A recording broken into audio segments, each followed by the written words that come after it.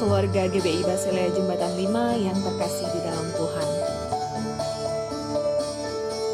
Mari membawa persembahan dan perpuluhan yang dapat dikirim ke rekening gereja atas nama GBI Basilea Jembatan 5 dengan nomor rekening BCA 028993977. Untuk persembahan pembangunan rumah Tuhan, jemaat dapat mentransfer persembahan ke nomor rekening 028 333 4977 BCA atas nama GBI Basilea Jembatan 5. Apabila saudara ingin memberikan persembahan secara langsung, saudara dapat datang ke gereja setiap hari Selasa sampai Sabtu jam 9 sampai jam 5 sore dan memasukkan ke dalam amplop persembahan perpuluhan yang telah disediakan oleh gereja. Terima kasih sudah memberi bagi pekerjaan rumah Tuhan. Sebentar lagi kita akan beribadah bersama-sama dalam ibadah raya. Mari ajak seluruh anggota keluarga untuk sama-sama beribadah. Berpakaianlah yang rapi, cari posisi duduk yang terbaik, gunakan smartphone, iPad, laptop, atau smart TV Anda. Untuk membantu fokus dan konsentrasi selama ibadah, jemaat dapat mematikan notifikasi pada gadget dan disarankan untuk tidak melakukan live chat selama ibadah berlangsung. Siapkan Alkitab saudara dan siapkan hati saudara untuk mengikuti ibadah. Selamat beribadah, Tuhan Yesus memberkati. Shalom saudara terkasih di dalam Tuhan, kita mau bersyukur dan kita mau bersorak kepada Tuhan. Mari kita kasih yang begitu besar Tuhan.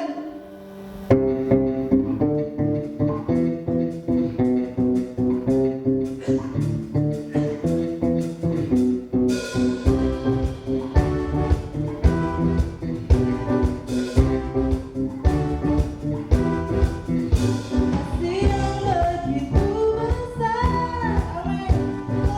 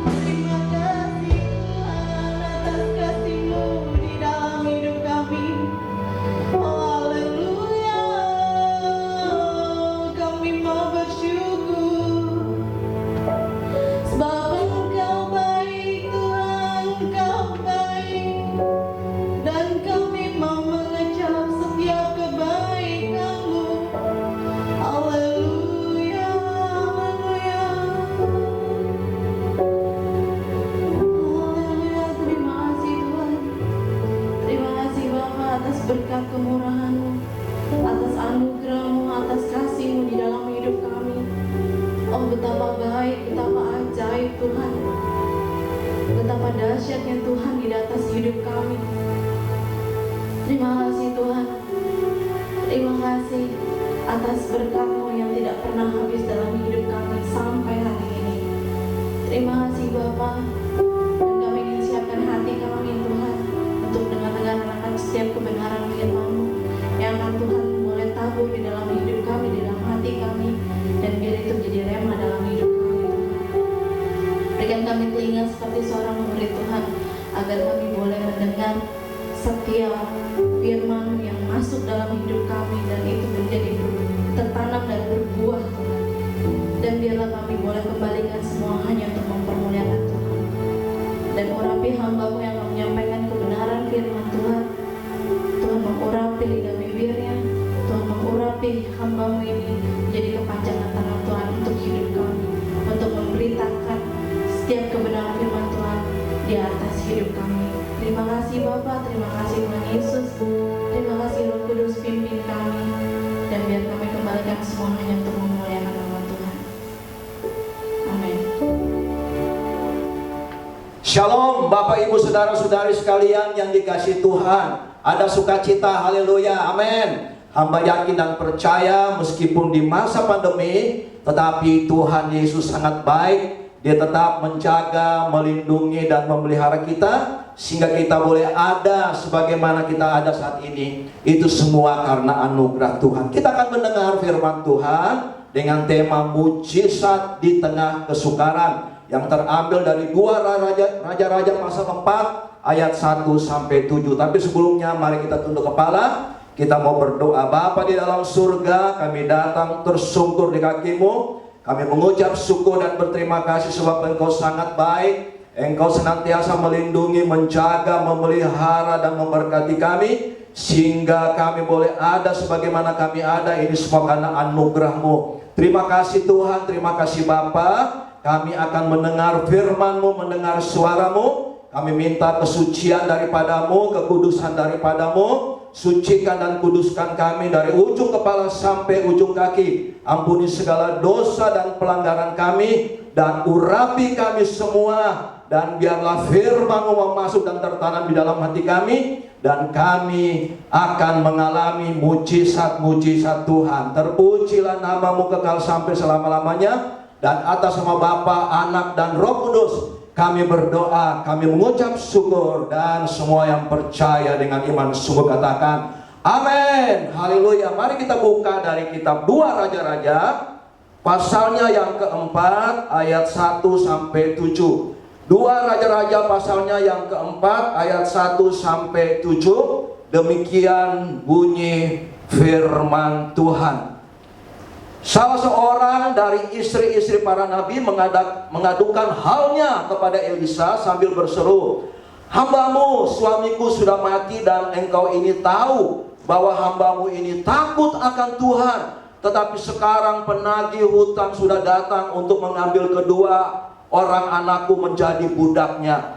Jawab Elisa kepadanya, "Apakah yang dapat kuperbuat bagimu? Beritahukanlah kepadaku apa-apa yang kau punya di rumah." Berkatalah perempuan itu, "Hamba-Mu ini tidak punya sesuatu apapun di rumah, kecuali sebuah buli-buli berisi minyak." Ayat 3, lalu berkatalah Elisa, "Pergilah, mintalah bejana-bejana dari luar, daripada segala tetanggamu bejana-bejana kosong, tetapi jangan terlalu sedikit. Kemudian masuklah, tutuplah pintu sesudah engkau dan anak-anakmu masuk, lalu tuanglah minyak itu ke dalam segala bejana. Mana yang penuh, angkatlah. Pergilah perempuan itu daripadanya, ditutupnyalah pintu sesudah ia dan anak-anaknya masuk, dan anak-anaknya mendekatkan bejana-bejana kepadanya, sedang ia terus menuang. Ketika bejana-bejana itu sudah penuh, berkatalah perempuan itu kepada anaknya,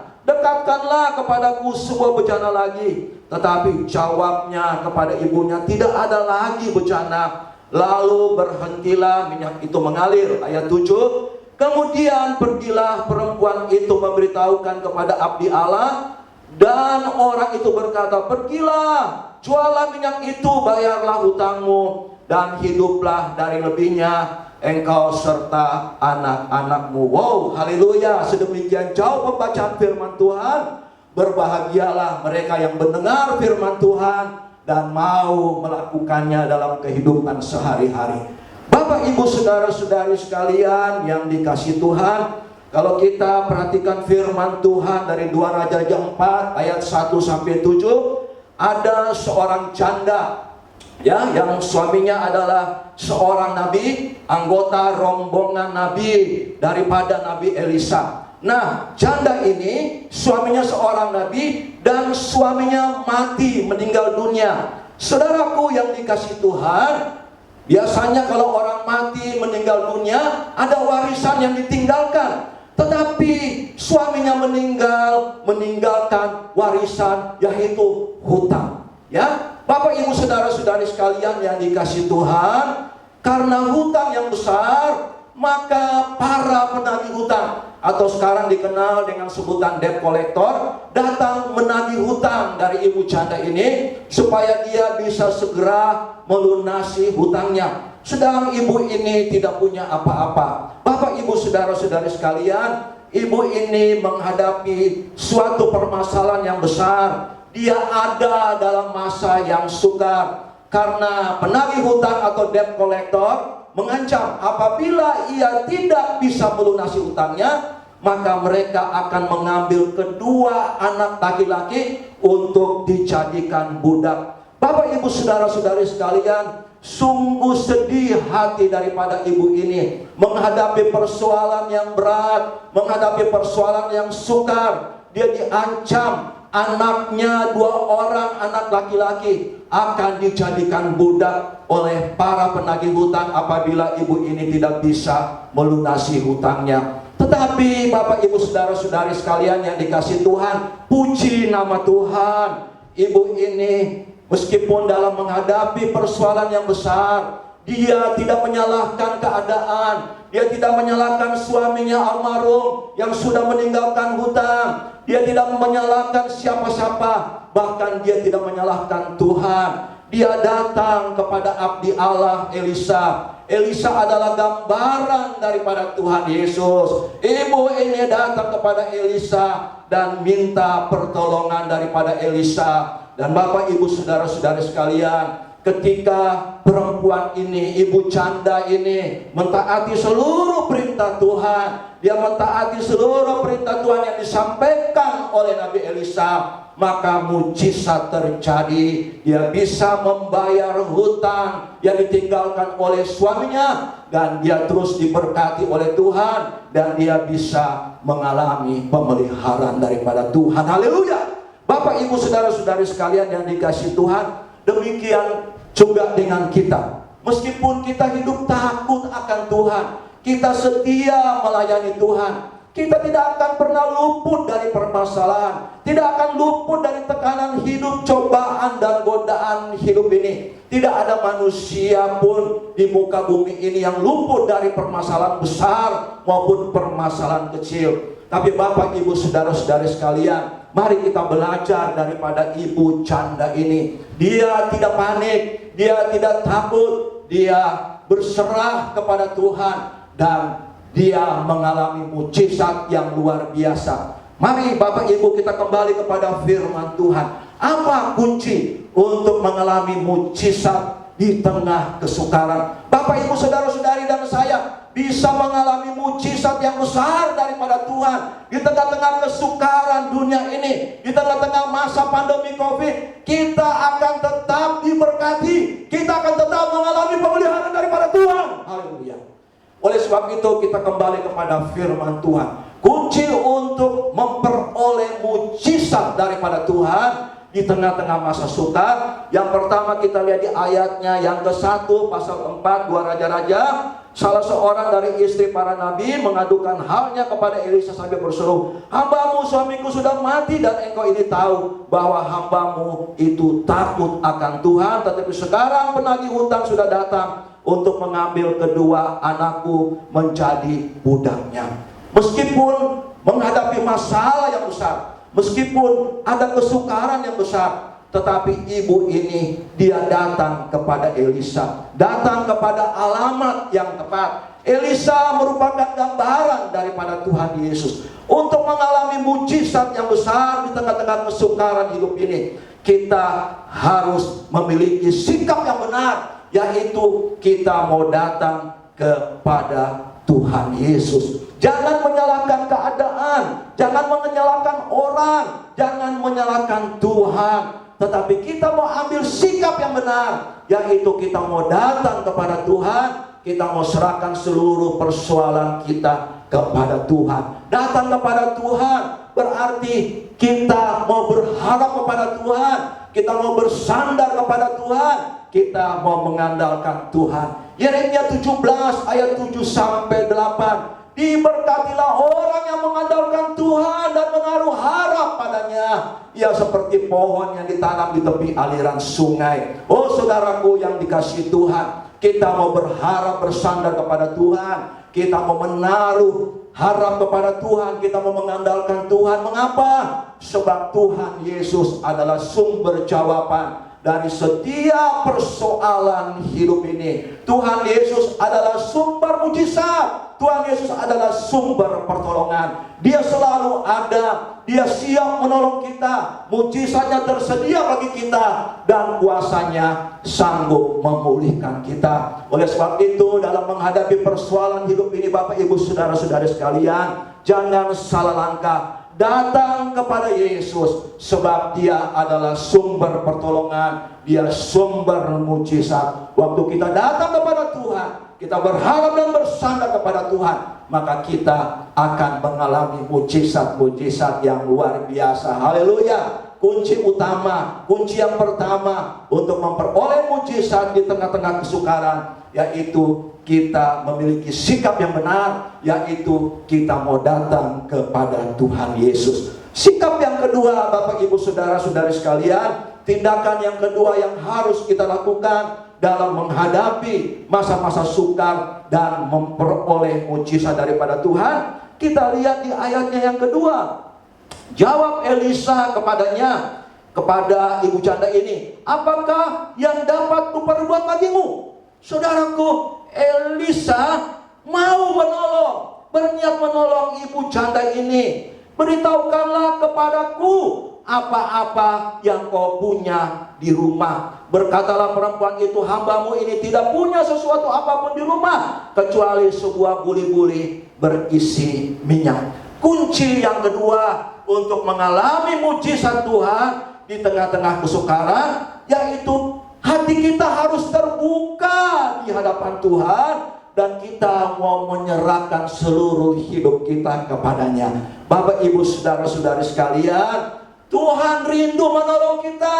Seperti Elisa, dia rindu menolong ibu janda ini. Demikian Tuhan Yesus rindu menolong kita. Kerinduan Dia menolong kita lebih besar daripada kerinduan kita untuk menerima pertolongan daripadanya. Oleh sebab itu, Bapak Ibu Saudara-saudari sekalian, mari kita mau terbuka di hadapan Tuhan. Kita minta Tuhan selidiki hati kita. Kita mau terbuka di hadapan Tuhan dan mau menyerahkan hidup kita kepadanya. Ibu Elisa berkata kepada ibu ini, beritahukanlah kepadaku apa-apa yang kau punya di rumah. Saudaraku yang dikasihi Tuhan, meskipun Tuhan itu Maha tahu, tetapi Dia mau supaya kita mengungkapkan isi hati kita, pertolongan apa yang kita perlu daripadanya. Dan Tuhan mau supaya kita mau memberitahukan apa yang kita miliki. Mungkin kita tidak mempunyai apa-apa, mungkin kita miskin, kita tidak berpendidikan, kita tidak mempunyai apa-apa yang patut kita banggakan. Tetapi ada satu hal yang kita punya, yaitu hidup kita, yaitu iman kita. Kita mau serahkan hidup kita kepada Tuhan, meskipun iman kita kecil, saudaraku yang dikasihi Tuhan, tetapi itu bisa menghasilkan suatu mujizat yang besar. Biarpun iman kita sebesar biji sesawi, tapi kita sanggup memindahkan gunung. Bukan gunung sembarang gunung, tetapi gunung-gunung pencobaan, gunung-gunung permasalahan. Oh haleluya. Oleh sebab itu Bapak, Ibu, Saudara-saudari sekalian, mari kita mau memiliki hati yang rendah. Kita mau hidup rendah hati. Matius 5 ayat 3, kita mau merasakan miskin di hadapan Allah. Berbahagialah orang yang miskin di hadapan Allah, sebab mereka lah yang empunya kerajaan surga. Kita mau terbuka di mata Tuhan. Kita mau mengakui bahwa kita tidak punya apa-apa. Waktu kita merendahkan hati kita, mengakui kita tidak memiliki apa-apa, maka Tuhan akan turun tangan dan mujizatnya akan terjadi di dalam kehidupan kita. Dalam 1 Petrus 5 ayat 7, serahkanlah segala khawatirmu, segala masalah, segala beban kesukaran, serahkan kepada Tuhan, sebab Dia yang memelihara kamu, Dialah yang memelihara kita. Oleh sebab itu Bapak, Ibu, Saudara-saudari sekalian yang dikasihi Tuhan, kita mau serahkan seluruh problema hidup kita kepada Tuhan, sebab kita tahu bahwa Dia pasti memelihara kita. Memelihara berarti menolong kita, pegang kendali hidup kita, bertanggung jawab kepada kita, dan Dia akan menyelesaikan permasalahan hidup ini. Tetapi kita tidak hanya menyerahkan permasalahan kita kepada Tuhan, kita tidak hanya menyerahkan khawatir kita kepada Tuhan, tetapi terlebih daripada itu, kita mau serahkan hidup kita kepada Tuhan. Persembahkanlah hidupmu sebagai persembahan yang hidup kudus dan berkenan kepada Allah. Itu adalah ibadahmu yang sejati. Roma 12 ayat 1. Kita mau serahkan hidup kita kepada Tuhan, supaya Tuhan berdaulat atas kita, dan mujizat-mujizat besar akan terjadi di dalam hidup kita. Mazmur 37 ayat 5, serahkan hidupmu kepada Tuhan dan percayalah, maka Ia akan bertindak. Waktu kita serahkan hidup kita ke dalam tangan Tuhan dan kita percaya sungguh kepadanya, maka Dia akan bertindak, Dia akan menolong kita, dan mujizat yang dahsyat akan terjadi di atas kehidupan kita. Oh, haleluya. Oleh sebab itu Bapak, Ibu, Saudara-saudari sekalian yang dikasihi Tuhan, mari kita mau terbuka di hadapan Tuhan. Kita mau mengungkapkan isi hati kita kepada Tuhan lewat doa-doa kita. Kita mau semakin hari semakin berserah, semakin hari semakin berharap dan bersandar kepada Tuhan, semakin hari semakin andalkan Tuhan. Tidak ada harapan-harapan lain, tidak ada gantungan-gantungan lain, tidak ada andalan-andalan lain selain mengandalkan Tuhan Yesus Kristus. Waktu kita mengandalkan Dia, maka mujizat akan terjadi di dalam kehidupan kita. Kunci yang ketiga untuk mengalami mujizat daripada Tuhan di tengah-tengah kesukaran, di tengah-tengah masa pandemi ini, yaitu kita mau lihat di dalam ayatnya yang ketiga dan 4. Demikian bunyi firman Tuhan. Bapak, Ibu yang dikasihi Tuhan, lalu berkatalah Elisa, pergilah, mintalah bejana-bejana dari luar daripada segala tetanggamu, bejana-bejana kosong, tetapi jangan terlalu sedikit. Kemudian masuklah, tutuplah pintu sesudah engkau dan anak-anakmu masuk, lalu tuanglah minyak itu ke dalam segala bejana. Mana yang penuh, angkatlah. Bapak, Ibu, Saudara-saudari sekalian, ibu janda ini tidak memiliki apa-apa, hanya sedikit minyak di dalam buli-buli. Tetapi perintah abdi Allah Elisa kepada ibu ini, mintalah bejana-bejana kosong kepada para tetangga-tetangga. Oh, saudaraku yang dikasihi Tuhan, yang ketiga, kunci yang ketiga untuk mengalami mujizat Tuhan, yaitu kita harus rela masuk dalam proses Tuhan. Saudaraku, ketika kita datang kepada Tuhan, kita serahkan hidup kita kepada Tuhan, masalah belum selesai. Kita harus melewati proses Tuhan untuk memurnikan kita, untuk membuat kita semakin dekat dengan Tuhan.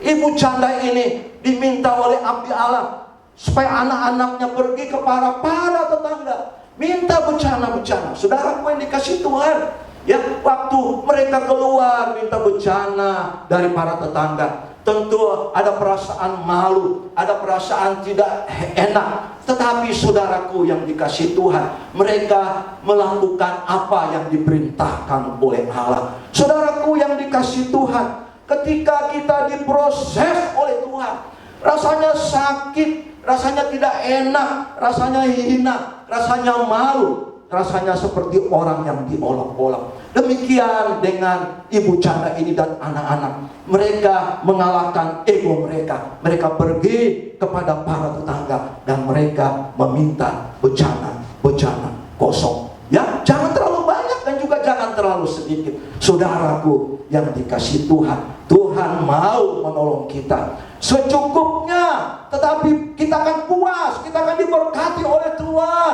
dan kita akan mengalami kesukaan-kesukaan dari Tuhan manakala kita masuk dalam proses daripada Tuhan. Oleh sebab itu, dalam proses Tuhan, jangan pernah takut, jangan pernah malu, jangan putus asa, jangan kendor semangat ini, tetap maju terus di dalam Tuhan. Sebab lewat proses yang saudara dan saya alami, maka saudara dan saya akan dimurnikan, saudara dan saya akan dibawa lebih dekat kepada Tuhan, dan saudara dan saya akan diberkati oleh Tuhan dengan berkat yang luar biasa. Waktu kita alami proses Tuhan, tidak enak, tidak sakit seperti proses di padang gurun, tetapi percayalah, Pengkhotbah 3 ayat 11, semua akan indah pada waktunya. Oleh sebab itu, jangan pernah putus asa, jangan patah semangat. Waktu diproses oleh Tuhan, kita mau tetap maju, kita mau tetap sungguh-sungguh kepada Tuhan, sehingga mujizat Tuhan yang luar biasa akan terjadi di dalam kehidupan kita. Bapak, Ibu, saudara-saudari sekalian, dan yang keempat, kunci untuk mengalami mujizat Tuhan di tengah-tengah masa sukar, ya, seperti masa pandemi ini. Kita tidak tahu kapan pandemi ini berakhir. Tadinya mungkin kita pikir 1-2 minggu dari pertengahan Maret, kemudian mungkin pikir 1-2 bulan. Tetapi saudaraku yang dikasihi Tuhan, sudah sampai dengan bulan Desember, masalah ini belum tetap selesai. Tetapi kita percaya kepada Tuhan. Kalau ibu janda ini mengalami pemeliharaan Tuhan di masa sukar, menghadapi problem yang besar, kita yakin dan percaya Tuhan juga akan menolong dan memelihara kita di masa pandemi ini. Kunci yang keempat, yaitu kita harus hidup taat kepada Tuhan, taat sungguh kepada Tuhan, dan kita mau senantiasa bertindak dengan iman. Mari kita lihat ayatnya yang ke-5 dan 6. Demikian bunyi firman Tuhan. Pergilah perempuan itu daripadanya, ditutupnyalah pintu sesudah ia dan anak-anaknya masuk, dan anak-anaknya mendekatkan bejana-bejana kepadanya, sedang ia terus menuang. Ketika bejana itu sudah penuh, berkatalah perempuan itu kepada anak-anaknya, dekatkanlah kepadaku sebuah bejana lagi. Tetapi jawabnya kepada ibunya, tidak ada lagi bejana. Oh, haleluya. Bapak, Ibu, saudara-saudari sekalian yang dikasihi Tuhan, kunci untuk mengalami mujizat Tuhan di tengah-tengah kesukaran, yaitu kita mau taat kepada perintah Tuhan. Ya, meskipun tidak masuk akal, tetapi bagi Allah tidak ada yang mustahil. Ya, minyak sedikit di dalam buli-buli, mana mungkin bisa mengisi bejana-bejana yang kosong begitu banyak. Tetapi percayalah, saudaraku yang dikasihi Tuhan, bagi Allah tidak ada yang mustahil. Kita tinggal mentaati perintahnya dan bertindak dengan iman. Iman adalah dasar dari segala sesuatu. Yang belum kita lihat tapi kita percaya itu akan terjadi. Saudaraku yang dikasihi Tuhan, belum terjadi mujizat, tetapi ibu janda ini dan kedua anak laki-lakinya, mereka mentaati perintah daripada Allah, daripada abdi Allah. Bapak, Ibu yang dikasihi Tuhan, tidak masuk akal sedikit minyak dalam buli-buli bisa mengisi botol-botol yang kosong. Tetapi mereka mentaati apa yang diperintahkan oleh Elisa abdi Allah. Demikian Bapak, Ibu, saudara-saudari sekalian, meskipun secara manusia tidak mungkin, kita harus percaya bagi Allah tidak ada yang mustahil. Kita mau hidup dalam ketaatan perintah Tuhan karena kita yakin dan percaya mujizat adalah hal biasa bagi Tuhan. Ya, kemudian ibu ini menutup pintu. Bapak, Ibu, saudara-saudari sekalian, menutup pintu berarti mereka berdoa. Menutup pintu berarti kita mau berdoa, mau menenangkan diri. Menutup pintu berarti kita mau menutup telinga kita dari suara-suara dunia. Ya, ada cobaan-cobaan, godaan-godaan suara dunia yang bisa melemahkan iman kita sehingga kita tidak mau percaya kepada janji Tuhan. Oleh sebab itu, mari Bapak, Ibu, saudara-saudari sekalian, kita mau buka hati, tetapi kita mau menutup telinga kita dari suara-suara dunia sehingga kita mau hidup di dalam ketaatan firman-Nya.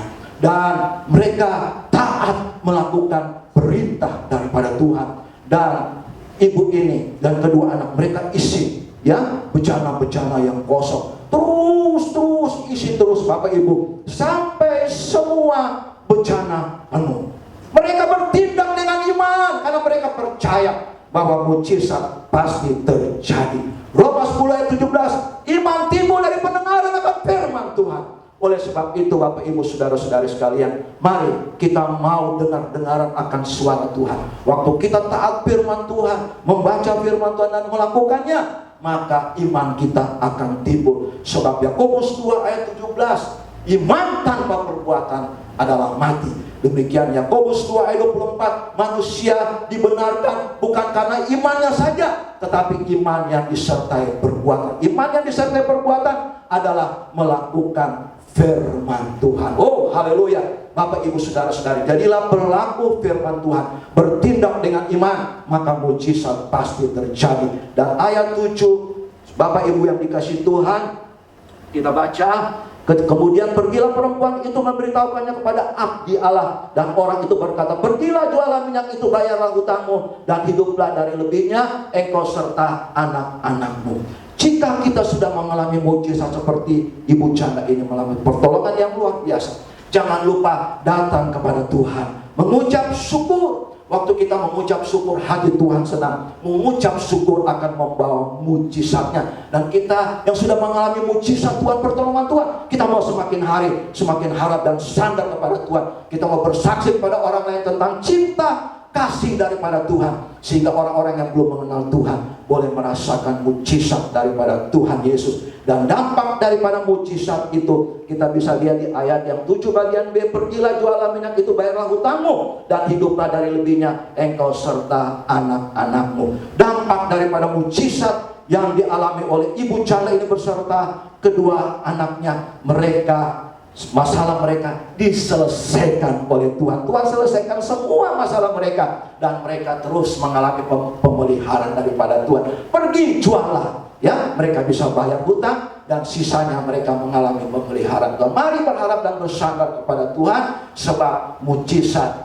itu nyata. Haleluya. Mari kita tunduk kepala, kita mau berdoa. Bapa di dalam surga, kami mengucap syukur dan berterima kasih buat firman-Mu. Ajar kami untuk berharap dan bersandar kepadamu, untuk senantiasa datang kepadamu, untuk senantiasa terbuka di hadapan-Mu, dan masuk di dalam proses Tuhan, dan mau hidup di dalam ketaatan firman-Mu, sehingga mujizat-mujizat yang besar terjadi atas hidup kami, anak-anak-Mu. Yang sakit disembuhkan, yang lemah dikuatkan, yang bimbang ditetapkan. Terpujilah nama-Mu, meteraikan firman-Mu di dalam hati anak-anak-Mu. Jadikan kami pelaku firman-Mu yang setia. Atas nama Bapa, Anak, dan Roh Kudus, kami berdoa, kami mengucap syukur, dan semua percaya dengan iman sungguh katakan amin. Kiranya Tuhan memberkati kita semua. Haleluya. Shalom. Kami memuliakan Tuhan.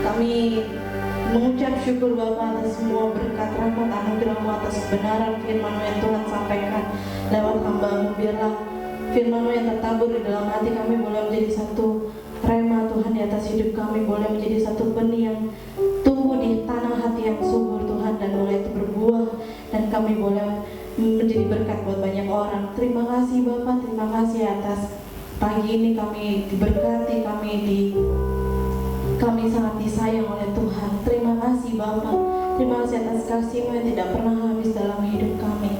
Bapak, sebentar kami berdoa Tuhan untuk gembala kami Tuhan, Pastor Sony dan keluarga. Biarlah Tuhan mengurapi Pastor Sony dengan keluarganya dengan berlimpah-limpah kasih-Mu, dengan berlimpah-limpah berkat-Mu Tuhan. Biarlah berkat rahmat anugerah Tuhan itu sempurna di atas pastor kami Tuhan, Pak Sony.